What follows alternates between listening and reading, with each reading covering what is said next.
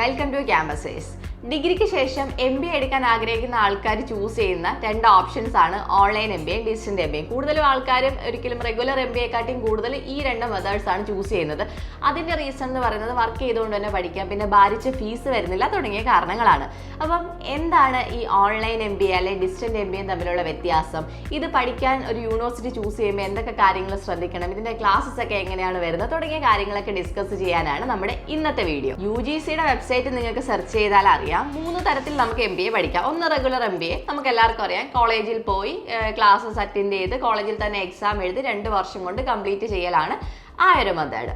പിന്നെ ഉള്ളത് open distant learning എന്ന് പറയുന്ന ഒരു മെത്തേഡാണ്. അതായത് ഇതിനാണ് ഡിസ്റ്റന്റ് MBA എന്ന് പറയുന്നത്. നമ്മളൊരു യൂണിവേഴ്സിറ്റിയിൽ MBAക്ക് ജോയിൻ ചെയ്യും. UGCയുടെ നിയമപ്രകാരം ക്ലാസ്സുകൾ നിർബന്ധമല്ല, വേണമെങ്കിൽ ക്ലാസ് അറ്റൻഡ് ചെയ്യാം. ചില ഇൻസ്റ്റിറ്റ്യൂഷൻസ് ചെറിയ ക്ലാസ്സസ് ഒക്കെ കൊടുക്കുന്നുണ്ട്.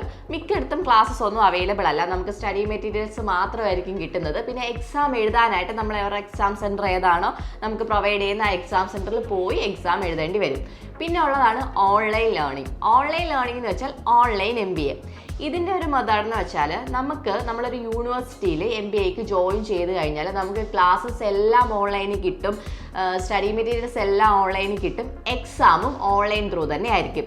ഇതാണ് UGC അംഗീകരിച്ചിട്ടുള്ള 3 MBA പഠിക്കാനുള്ള മെത്തേഡുകൾ. ഈ 3 രീതിയിൽ പഠിച്ചാലും MBAയുടെ ഡ്യൂറേഷൻ വരുന്നത് 2 വർഷമാണ്. റെഗുലർ ആയിട്ട് കോളേജിൽ പോയി MBA എടുക്കാൻ പറ്റുന്ന സ്റ്റുഡൻസിന് നല്ലൊരു ഓപ്ഷനാണ്, കാരണം കോളേജിൽ നിന്ന് കിട്ടുന്ന ഒരു എക്സ്പീരിയൻസ് അത് വേറെ തന്നെയാണ്.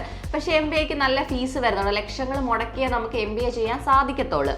പിന്നെ നമുക്കിപ്പം UGക്ക് ശേഷം ഒരു ജോലിക്ക് കയറിയ ഒരാളാണെങ്കിൽ അത് ക്വിറ്റ് ചെയ്തിട്ട് പിന്നെ റെഗുലറായിട്ട് കോളേജിൽ പോയി പഠിക്കേണ്ടി വരും. അങ്ങനെ കുറേ ബുദ്ധിമുട്ടുകളുണ്ട്.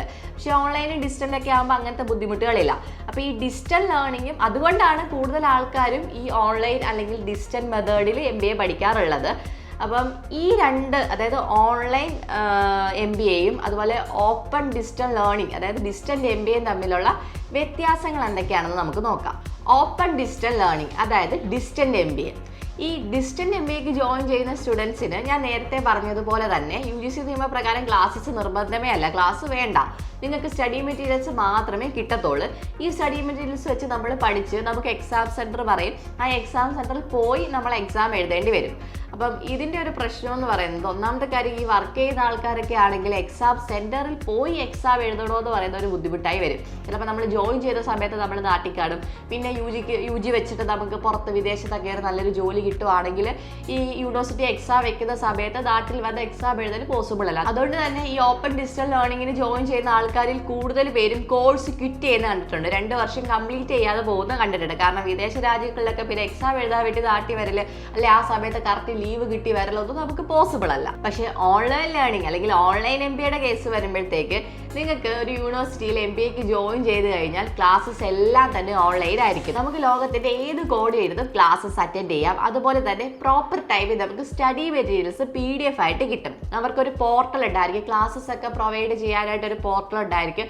ആ പോർട്ടലിനകത്ത് നിങ്ങൾക്ക് സ്റ്റഡി മെറ്റീരിയൽസ് കിട്ടും, പ്രോപ്പറായിട്ട് ലൈവ് ക്ലാസ്സസ് കിട്ടും. പിന്നെ ലൈവ് ക്ലാസ് അറ്റൻഡ് ചെയ്യാൻ പറ്റാത്ത ആൾക്കാർക്ക് റെക്കോർഡഡ് ക്ലാസ്സസ് കിട്ടും. അപ്പോൾ നമ്മുടെ സ്റ്റഡീസ് ഒരു റെഗുലർ ആയിട്ട് ഒരു കോളേജിൽ പോയി പഠിക്കുന്ന രീതിയിൽ തന്നെ നമുക്കൊരു വെർച്വൽ പ്ലാറ്റ്ഫോമിൽ നമ്മുടെ സ്റ്റഡീസ് കണ്ടിന്യൂ ചെയ്യാൻ പറ്റും. പിന്നെ എന്താണെന്ന് പറഞ്ഞാൽ പ്രോപ്പർ ഒരു ട്രെയിനിങ് കിട്ടി പഠിക്കുന്നതുകൊണ്ട് തന്നെ നിങ്ങൾക്ക് ആ MBA എടുത്തോണ്ടുള്ളൊരു ഗുണമുണ്ടല്ലോ. MBA എന്ന് പറഞ്ഞൊരു കോഴ്സ് എടുത്തോണ്ടുള്ളൊരു പ്രയോജനം കിട്ടും. നാളെ ഒരു ഇൻ്റർവ്യൂവിന് പോകുമ്പോഴാണെങ്കിലോ ഒക്കെ നിങ്ങൾക്ക് ജോലിയിലൊക്കെ അത് യൂസ്ഫുൾ ആയിരിക്കും, കാരണം നമുക്ക് പ്രോപ്പർ ഒരു ട്രെയിനിങ് കിട്ടുന്നുണ്ട്.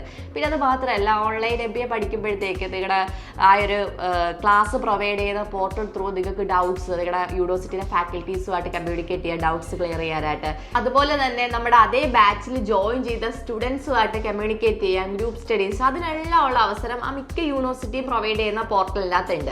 അപ്പം അതൊരു ബെനിഫിറ്റ് ആയിട്ട് എനിക്ക് തോന്നി. അതായത് നമുക്കൊരു കോളേജിൽ പോയി പഠിക്കുന്ന അതേ ഒരു എക്സ്പീരിയൻസ് നമുക്കൊരു വെർച്വൽ പ്ലാറ്റ്ഫോമിൽ കൂടി ഓൺലൈൻ ലേണിങ്ങിൻ്റെ അകത്ത് കിട്ടുന്നുണ്ട്. പിന്നെ ഇവ രണ്ടും കമ്പയർ ചെയ്യുമ്പോഴുള്ള മെയിൻ ഡിഫറൻസ് എന്ന് വെച്ചാൽ, ഇപ്പം വിദേശ രാജ്യങ്ങളിലോട്ടൊക്കെ ജോലിക്ക് പോകുന്ന ആൾക്കാരാണെങ്കിൽ ഒരിക്കലും ഓപ്പൺ ഡിസ്റ്റന്റ് ലേണിംഗ് അല്ലെങ്കിൽ ഡിസ്റ്റന്റ് MBA ചൂസ് ചെയ്യരുതെന്നേ ഞാൻ പറയത്തുള്ളൂ. കാരണം വിദേശ രാജ്യങ്ങളിലോട്ട് പോകുമ്പോൾ നമ്മുടെ എലിജിബിലിറ്റി ക്രെഡിറ്റ് സ്കോർ വെച്ചാണ് കണക്കാക്കുന്നത്, ക്രെഡിറ്റ് പോയിന്റ്സ് വെച്ചാണ് കണക്കാക്കുന്നത്. അതായത് ക്രെഡിറ്റ് പോയിന്റ്സ് നമുക്ക് കിട്ടുന്നതെന്ന് പറയുന്നത് ലേണിംഗ് അവേഴ്സിന്റെ ബേസിലായിരിക്കും. ശരിക്കും പറഞ്ഞാൽ 2 വർഷം PG പഠിക്കുന്ന ഒരു സ്റ്റുഡൻറ്റിന് 2700 ലേണിംഗ് അവേഴ്സ് ആണ് കിട്ടേണ്ടത്. 2 വർഷം കൊണ്ട് അവർ ക്ലാസ്സസ് ഒക്കെ അറ്റൻഡ് ചെയ്യുന്നതുകൊണ്ട് അവർക്ക് 2700 ലേണിംഗ് അവേഴ്സ് കിട്ടും. ഇപ്പോൾ റെഗുലർ ആയിട്ട് കോളേജിൽ പോയി PG പഠിക്കുന്ന അല്ലെങ്കിൽ MBA പഠിക്കുന്ന ഒരാളെ സംബന്ധിച്ചിടത്തോളം അയാൾക്ക് 2700 ലേണിംഗ് അവേഴ്സ് കിട്ടുന്നുണ്ട്. 2700 ലേണിംഗ് അവേഴ്സ് കവറപ്പ് ചെയ്യുന്ന ഒരാൾക്ക് 90 ക്രെഡിറ്റ് പോയിന്റ്സും പ്രൊവൈഡ് ചെയ്യുന്നുണ്ട്. ഇനി ഓൺലൈൻ MBAയുടെ കേസ് വരുമ്പോൾ, അതായത് ഓൺലൈൻ ലേണിംഗിന്റെ കേസ് വരുമ്പോൾ ഞാൻ മുൻപ് പറഞ്ഞിരുന്നു, ഇത് കറക്റ്റായിട്ട് പ്രോപ്പറായിട്ട് online through live and recorded classes കിട്ടിയാണ് ഇവർ പഠിക്കുന്നത്. അതുകൊണ്ട് ഇവർ 2700 ലേണിംഗ് അവേഴ്സ് റെഗുലർ MBAക്കാരെ പോലെ തന്നെ കവറപ്പ് ചെയ്യുകയും ഇവർക്കും 90 ക്രെഡിറ്റ് പോയിന്റ്സ് കിട്ടുന്നുണ്ട്. ഇനി നമ്മൾ ഓപ്പൺ ഡിസ്റ്റന്റ് ലേണിംഗ്, അതായത് ഡിസ്റ്റന്റ് MBAയുടെ കേസിൽ വരുമ്പോഴത്തേക്ക് ഇവർക്ക് ക്ലാസ്സസ് നിർബന്ധമല്ല, അല്ലെങ്കിൽ ക്ലാസ് കിട്ടത്തില്ല എന്നുള്ളത് ഞാൻ ആദ്യമേ പറഞ്ഞു. സ്റ്റഡി മെറ്റീരിയൽസ് മാത്രമായിരിക്കും കിട്ടുന്നത്.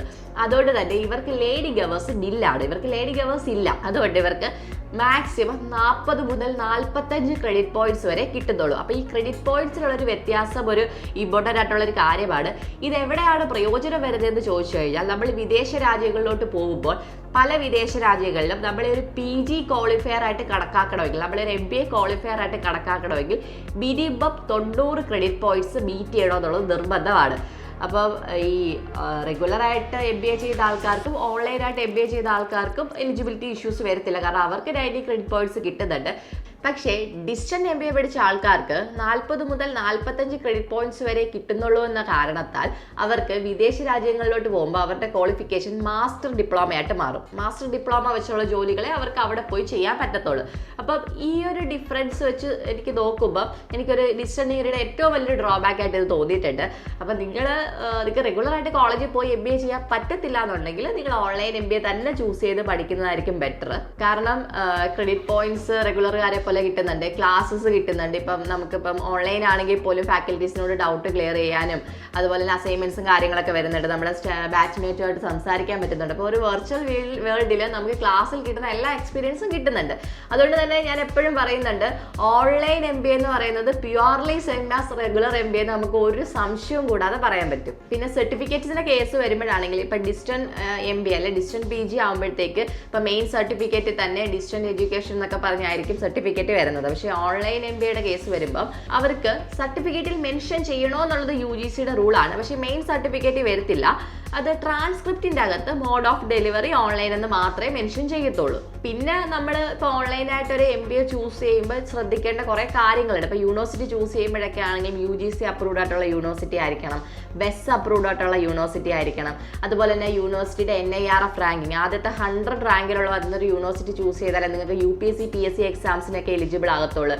ഇപ്പോൾ ഒരു യൂണിവേഴ്സിറ്റിയുടെ ക്വാളിറ്റി നമ്മൾ നോക്കണം, അതായത് NAC അക്രഡേഷൻ തുടങ്ങിയ കാര്യങ്ങൾ നോക്കണം. പിന്നെ നമ്മൾ ശ്രദ്ധിക്കേണ്ട കാര്യം, നമുക്ക് AICT അപ്രൂവ്ഡ് ആയിട്ടുള്ള ഒരു MBA പ്രോഗ്രാം പഠിക്കണമെന്നുണ്ട്. AICT അപ്രൂവ്ഡ് ആയിട്ടുള്ള ഒരു യൂണിവേഴ്സിറ്റി നമുക്ക് MBA പ്രോഗ്രാം പഠിക്കണമെന്നുണ്ടെങ്കിൽ നമുക്ക് മിനിമം 50% മാർക്ക് UGക്ക് വേണം. അതുപോലെ SC ST കാറ്റഗറിയിൽപ്പെട്ട ആൾക്കാരാണെങ്കിൽ അവർക്ക് 45% മതി. അല്ലാത്ത ആൾക്കാർക്ക് മിനിമം 50% മാർക്ക് വേണം. അത് നിങ്ങൾ ശ്രദ്ധിക്കുക. നിങ്ങൾ ചൂസ് ചെയ്യുന്ന യൂണിവേഴ്സിറ്റി എപ്പോഴും AICT അപ്രൂവ്ഡ് ആണ്. കാരണം ചില കമ്പനികൾ AICT അപ്രൂവ്ഡ് ആയിട്ടുള്ള യൂണിവേഴ്സിറ്റി പഠിച്ച ആൾക്കാർക്ക് മാത്രമേ ജോലി കൊടുക്കത്തുള്ളൂ. വിദേശ രാജ്യങ്ങളിലോട്ടൊക്കെ പോകുമ്പോഴും ഇതൊരു എലിജിബിലിറ്റി ക്രൈറ്റീരിയ ആയിട്ട് വരുന്നുണ്ട്. അപ്പോൾ അത് നിങ്ങൾ ശ്രദ്ധിക്കണം. അപ്പോൾ യൂണിവേഴ്സിറ്റി എടുക്കുമ്പോഴും ഇങ്ങനത്തെ കുറേ കാര്യങ്ങൾ ശ്രദ്ധിക്കണം. പിന്നെ നമ്മൾ അഫോർഡബിൾ ഫീസിൽ മാക്സിമം ചൂസ് ചെയ്യാൻ ശ്രമിക്കുക. അങ്ങനെ ഒരുപാട് കാര്യങ്ങളുണ്ട്. അപ്പോൾ നിങ്ങൾക്ക് ഈ ഒരു ഓൺലൈനായിട്ട് MBA പഠിക്കുന്നതിൻ്റെ ഡീറ്റെയിൽസും അതുപോലെ യൂണിവേഴ്സിറ്റി, ബെസ്റ്റ് യൂണിവേഴ്സിറ്റിയുടെ ഡീറ്റെയിൽസ് ഒക്കെ അറിയാനായിട്ട് ഞങ്ങളെ കോൺടാക്ട് ചെയ്താൽ മതി. വീഡിയോ ഇഷ്ടമായെങ്കിൽ ലൈക്ക് ചെയ്യൂ. കൂടുതൽ വീഡിയോകൾക്ക് ചാനൽ സബ്സ്ക്രൈബ് ചെയ്യൂ.